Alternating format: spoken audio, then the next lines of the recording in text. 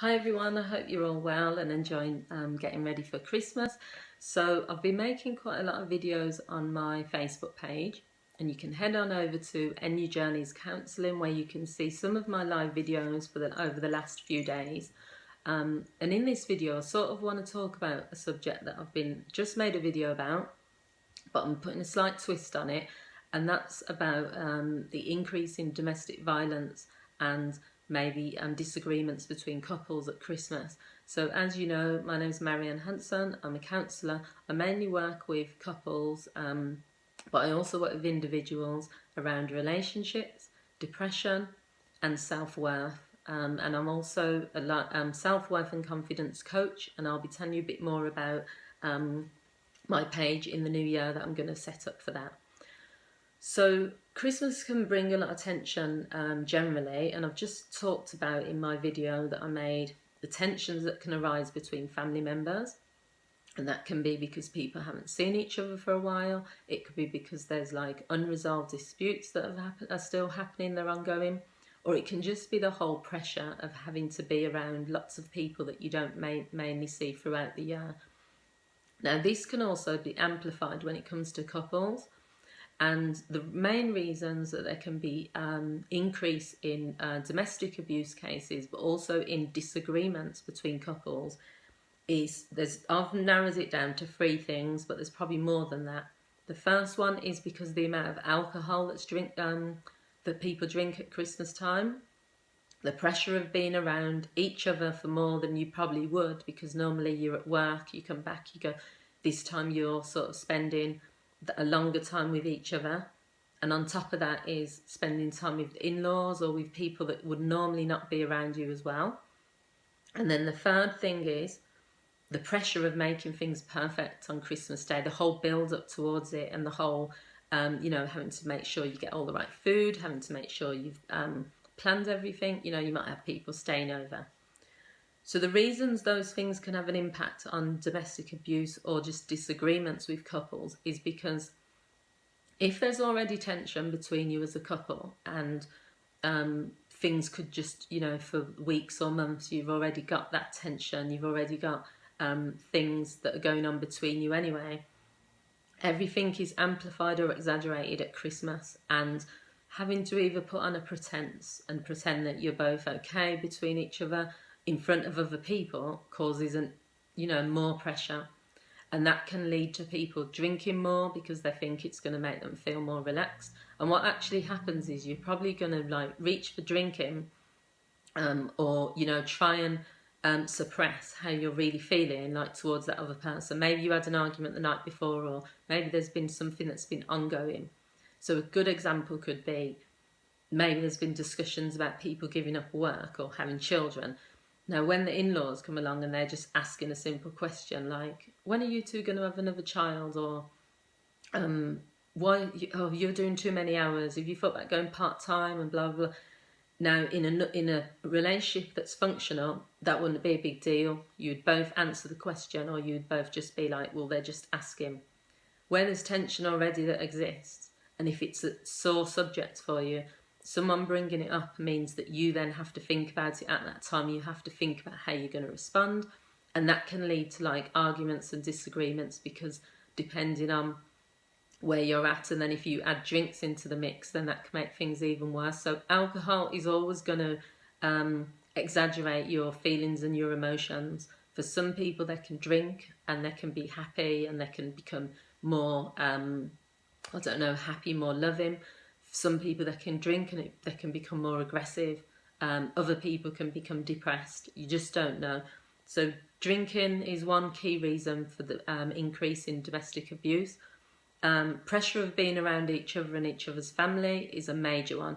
If you don't get on with your in-laws, but there's an expectation that you have to go there because it's Christmas Day, or they have to come to you, it's an enormous amount of pressure that just doesn't go anywhere. You have to almost pretend for your partner. So if you don't get on with your in-laws, you're not going to start rows on Christmas Day, but you're still going to feel like you want to probably not be around them, or you want to hit them, or whatever you feel. So you then suppress that feeling.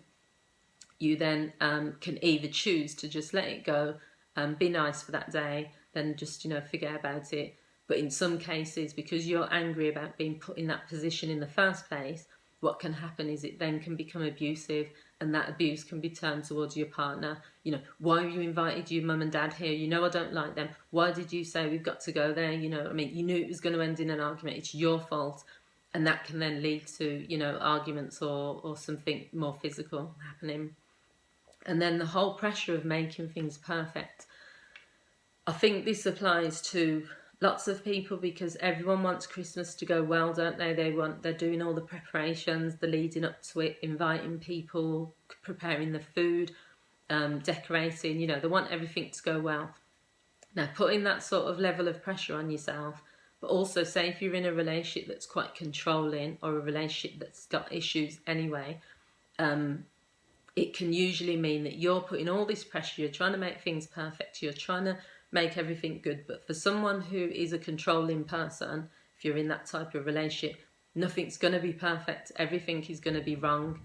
And so the types of arguments you're probably going to have in that type of relationship is, why did you put the tree over there, and why have you put so much, why have you put that stuff out there, and why did you buy that type of lager or brandy or whatever, why have you only set this amount, and so the pressure you're both going to feel then is you're trying to make things perfect, that person is controlling you and telling you you're doing everything wrong. You then feel bad because you can't get it perfect and you can't get it right, but you never will because that person's controlling.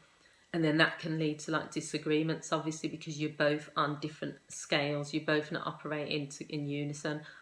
So there's lots of evidence and research that says domestic violence incidents go up at Christmas, Boxing Day, New Year's Eve.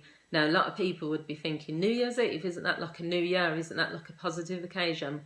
As I've said, anytime alcohol's involved and anytime there is unresolved issues in a relationship, at peak times throughout the year, if they're not addressed beforehand, then it's just going to exaggerate things. So the minute it's coming towards the new year, that partner can make a decision, let's sit down and talk about things, let's cheers to the new year and say we're going to forget things.